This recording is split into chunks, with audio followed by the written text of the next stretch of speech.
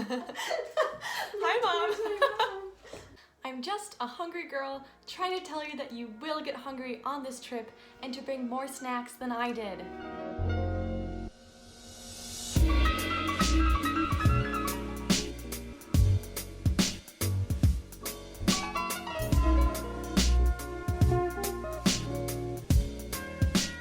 I'm going to start this video by talking about the snack situation on the ship and what food is available for you, and then I'm going to get into my snack packing tips and which snacks I think that you should bring. So let's get into it. The first thing that you need to know about semester at sea and snacking is that food is not available for free for you between meals and that you cannot bring food from the meals with you back to your cabin. I guess it does make sense why you can't bring food out of the meals with you, because if there's open food out in your cabin, it can attract pests and rats, which would not be good on the ship. So it makes sense, but I was still sad without snacks. If I was in charge of the ship, I would leave out the toast station and the peanut butter and jelly and the fruit bowls at all times so people could eat between meals, but it's unfortunate, I'm not in charge. But I found myself so hungry between meals on the ship. And also, breakfast closes at like 8:30 a.m. So if you miss breakfast, there's no free food for you until lunch again. So that is totally something to keep in mind. But there are 3 places on the ship where you can get food at basically all times. But these can be overpriced and you have to pay extra. So there's the snack bar in the library where you can get like tea, candy bar, chips, and drinks like Gatorades and stuff. And then there's the snack bar on the pool deck where you can get popcorn and smoothies.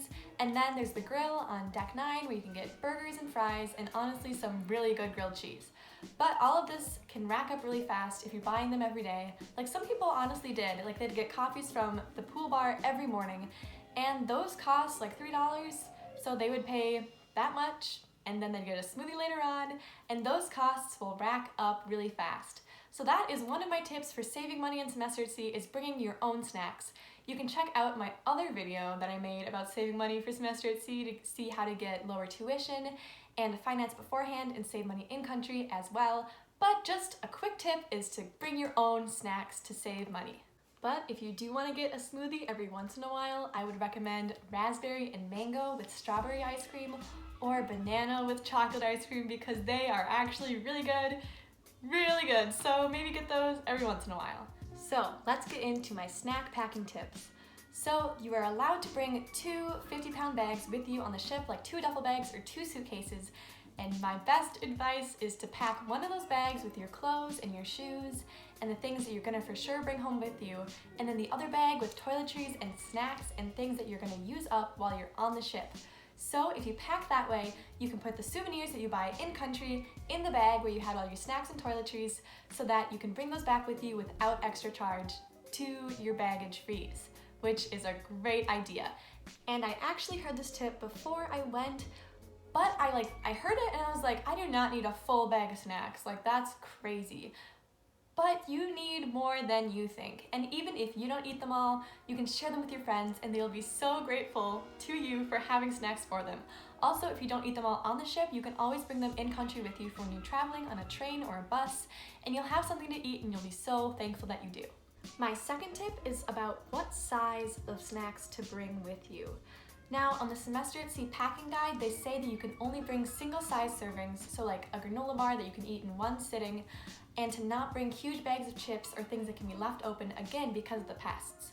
But none of this was checked when I got on the ship, so I don't know if they're gonna catch you or not. You can err on the side of being safe and just bring single-size stuff, or you can bring bigger things, but be sure that they can reseal. So if you bring granola or trail mix, be sure it has like a sealing thing or like a zipper again, so it does not attract pests to your room.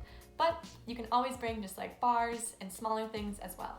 Okay, so now on to the best part, my recommendations about what specific snacks you should bring. So first of all, you should totally bring granola bars, protein bars, and like small bags of nuts, because these will fill you up, keep you full, they're easy to pack, and you're gonna be so happy that they can tide you over between meals. I also wish that I brought trail mix, because I love trail mix, and I didn't have any. One of my friends always did, and she'd share with me sometimes, but not all the time. So if I could go back in time, I would bring some varieties of trail mix so that I always have a sweet and salty snack on hand. You might also want to bring dried fruit as a healthier option, like dehydrated apples or like peaches or apricots, because these can be light to pack and also there's something sweet and healthy at the same time. But if we're talking sweets, I'm gonna tell you to bring your favorite candies with you on the ship, because if you don't, sometimes these candies aren't available in other countries and you're gonna be without them for 4 months. So for me, that is Reese's Peanut Butter Cups, and more specifically, the dark chocolate Reese's Peanut Butter Cups from Trader Joe's, which I think are the best thing in the whole world, and I brought some with me, and it was actually super nice because I'd eat them when I was feeling homesick or sad, and it would make me feel so much better, and also it's nice to have some chocolate with you, just in case. Now, if you like tea, like I do, I would recommend bringing a ton of different tea bags, and honey if you like honey in your tea. You're also going to need to bring a thermos with you so you can bring it to classes, because you need something that screws and like seals down so you don't spill. And there's always hot water available for free in the dining halls, but there's only black tea for free, which is not great if you don't want caffeine, or if you want something that's like a little more flavorful. There's all these teas for purchase also in the library, at the snack bar, but again, they're for purchase, and you can bring your own tea for way cheaper. This will also be great if you get sick, which you probably will because we're all stuck in a tiny little ship together, but it'll soothe your throat and make you feel way better. And if you like coffee, you may consider bringing your own instant coffee, or even a French press if you're feeling fancy, and be sure to bring a thermos again, because the coffee in the dining halls is honestly pretty awful. So if you don't want to be spending $3 a day on the pool deck, you can bring a French press. Like, I knew one guy who did this and it smelled so good in global studies, because he'd be like making his coffee and we'd all be like, oh my gosh. So if coffee is something you cannot live without, and if you don't want to live with bad coffee for 4 months, bring your own. And here's my thoughts on peanut butter. So on the ship, after a while, they will no longer have the smooth and creamy and sweet, like Jif brand peanut butter or whatever. They will have a different sort of replacement for peanut butter, which is not as good. I had a friend who brought 3 full-size jars like this, of her favorite peanut butter, because it was something she could not live without, and she was so happy that she did, and we literally finished all 3 jars, because we ate it with apples at meals, like apples and peanut butter, so good. And then she would literally like eat it with a spoon in her room because she loved peanut butter that much. So if that is something that is important to you, you can consider bringing your own and then sharing with people along the way too. Honestly, just consider your life at home and the snacks that you eat there, and then pack some of those for you on the ship, because it's not like your tastes are going to change dramatically in 4 months, and you're going to be missing the snacks that you have at home. So if you bring some with you, you're always going to be happy late at night in your cabin when you're eating your Oreos, you know? So I hope you guys enjoyed this video. Like and subscribe to support my channel and to see more content like this, and so perhaps some other spicy content too. And let me know if there's any more videos you'd like to see, and enjoy your snacking on the ship. Thank you guys for watching. I'll see you next time.